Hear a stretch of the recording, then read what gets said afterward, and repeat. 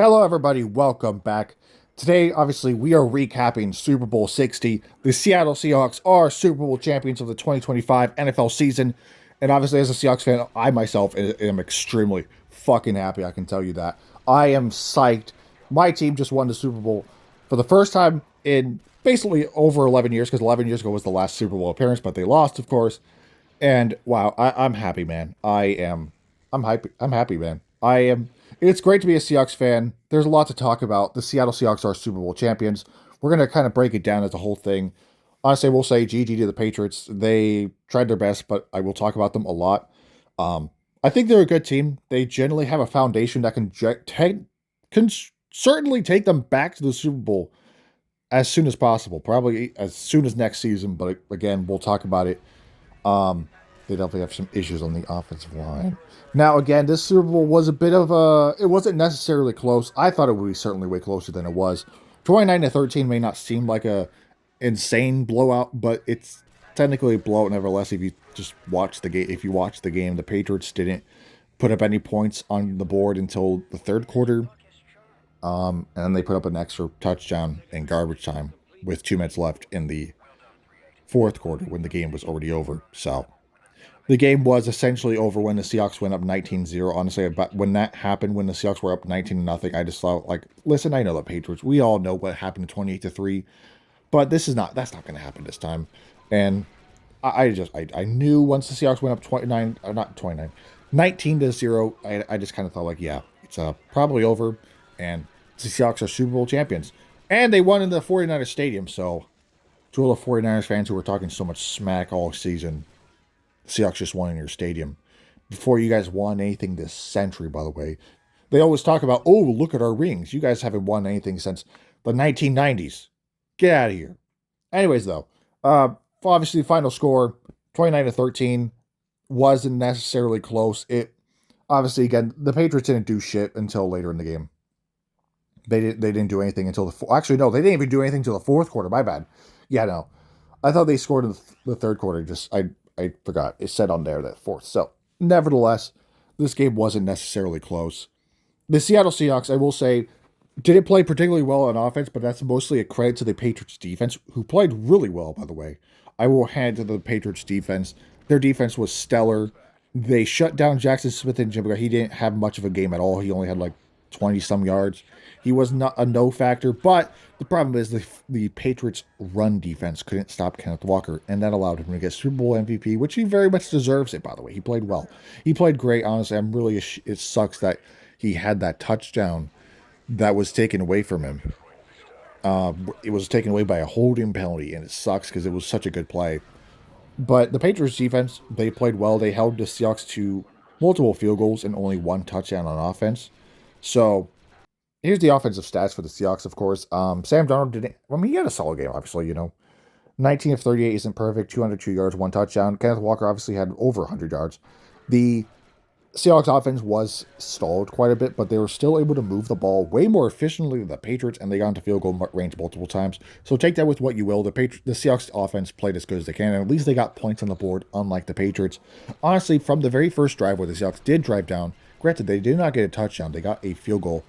That kind of set a pace to where, like, oh, the Seahawks offense is good. But the Patriots defense is also good. They were able to slow down the Seahawks offense a little bit, but not enough. Obviously, the Patriots offense was abysmal.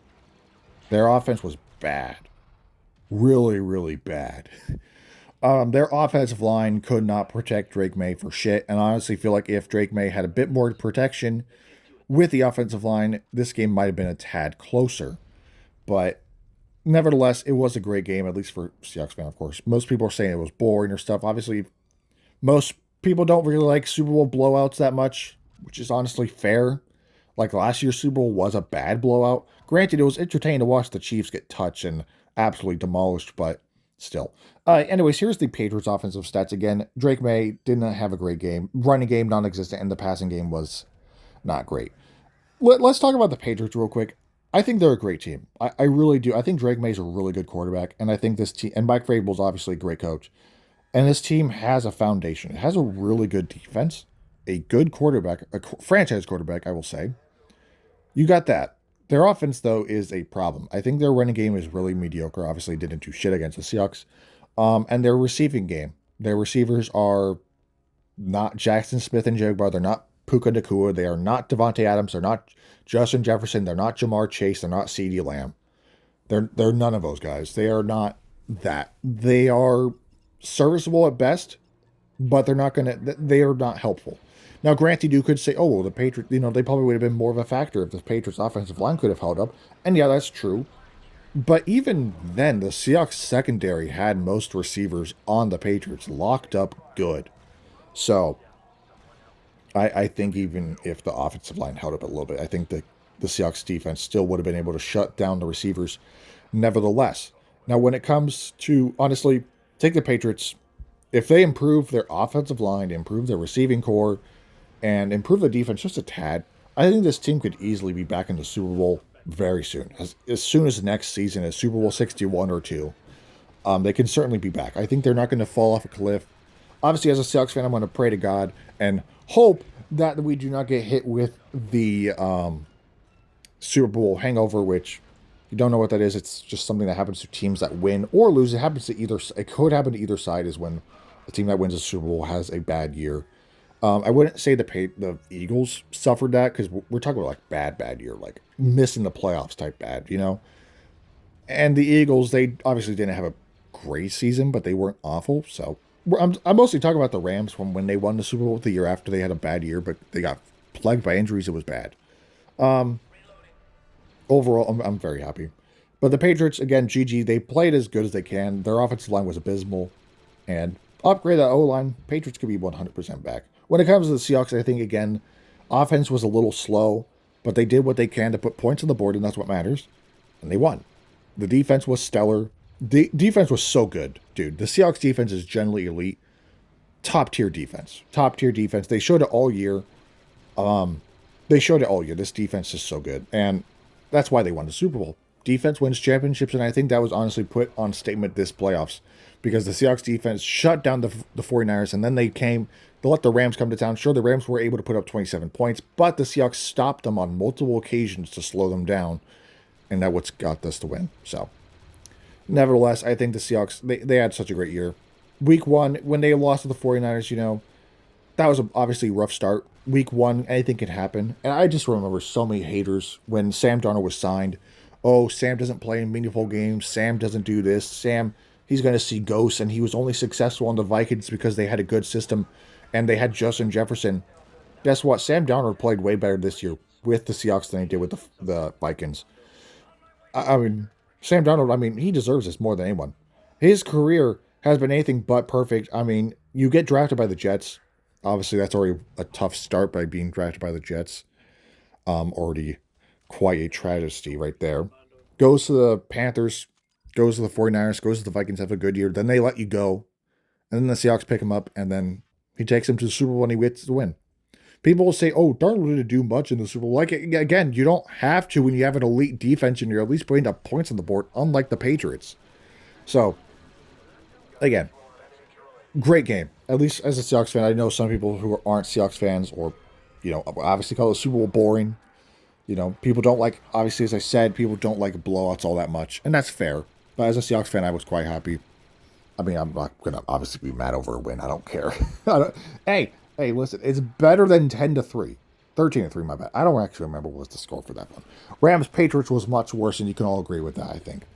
Overall, this Super Bowl was great. As a Seahawks fan, of course. Almost dropped my phone. My apologies. Patriots, they're a good team. I think they can certainly be back. They can certainly be back, and they will be back, I think, at some point. Seahawks can certainly be back as well. You keep this defense together, you keep the offense together, you're in business. And people will say, oh, well, people said that about the Eagles. Well, the Seahawks are not the Eagles. They're a much better ran franchise, in my opinion. Big important thing, though, is some people need to be paid. Drake Woolen needs to be paid. I think you let him go at this point. He's had some good moments, but for the most part, he spent most of the season being burnt. For the most part, I would say. He spent a majority of the season being burnt. We all know what happened in the NFC Championship game. He had the taunting penalty. Now, we all know. Taunting's a dumb rule in the NFL. We all hate it. I think most people think it's a dumb rule, and it shouldn't exist in the NFL, and honestly ruins it. But then he proceeded to get burned in the next play, which, yeah, so. And then he also got burned on a route in the Super Bowl itself. So I think you let Tariq Woolen walk. Yeah, he's a Super Bowl champion. So yeah. But when it comes to Kenneth Walker, who does need to be paid, pay that man. Listen, listen, listen. I think Kenneth Walker is a top tier running back when he's used. This Seahawks this season, he wasn't used too much because Zach Charbonnet is really good too. If you keep this 1-2 punch, you have something that a majority of the league don't have that much. Some teams do have a 1-2 punch. Obviously, the Lions have it, but not a lot of teams have a 1-2 punch of two good running backs. All right, not a lot of teams have a, like Jahmyr Gibbs and David Montgomery. Not a lot of teams have it. I'm not comparing Kenneth Walker or Zach Charbonnet to those guys, but the Seahawks have a similar system where they can use both. But this time, majority of the time, they just use Zach Charbonnet. If you use both, you're going to get good results. And it really did suck that Zach Charbonnet did get hurt and missed the game. Still, it sucks. But overall, I'm happy, man. Paid Kenneth Walker, paid Jackson Smith and Jigba, and of course, paid Devin Witherspoon. This Seahawks team has a great core that can certainly win multiple Super Bowls. Sam Darnold is great. He's a great quarterback. All right. And improve the offensive line a little bit. I think get rid of Anthony Bradford, for the love of God. Improve the offensive line a little bit. I know they were a little rattled during the Super Bowl. Sam Darnold was under pressure all night, but he did play better than Drake May. So, again, as a Seahawks fan, I'm very happy. I'm very happy. But yeah, so that'll wrap it up for today's video, I think. Again, GG to the Patriots. My Seahawks played better, though. I'm sorry. Seahawks defense was elite. Seahawks offense, again, was held back. But the defense is what won. So, anyways, thank you guys for watching. More videos are coming soon. I have a video talking about the AI-generated ads played during the Super Bowl and how lame that is. I have a video talking about the Super Bowl halftime show and how angry people are about it. Now, I know I did already talk about that in a previous video, but I'm talking about the aftermath. All right, the aftermath on how some people are more upset over a 15 to 20-minute halftime show performance over the Epstein files or other controversies involving our president. Right? They're more angry about that. But yeah, whatever. And then, by the way, this is probably one of the last football videos I'll make, at least for this season, of course, not ever. I will be doing a 2025/2026 season recap sometime next week, I think. I'll try my best to recap the entire season. I know my football is not necessarily a football channel, but I really like to sprinkle football content into my channel. I think it kind of adds a lot of variety to it. I also love football, and I like to talk about it. And these football videos allow me to talk about it, so I very much love doing them. So to all the people who have watched either some of them or even all of my football videos, I very much thank you. Yeah, so thank you guys for watching. I will see you guys in the next video. More videos are coming up very soon. The Super Bowl, at least for me, of course, was a blast. Some people, again, will say it's boring. Honestly, if I wasn't a Seahawks fan, if I was just like a random fan of a random team, I guess, I would also probably say it was a little boring.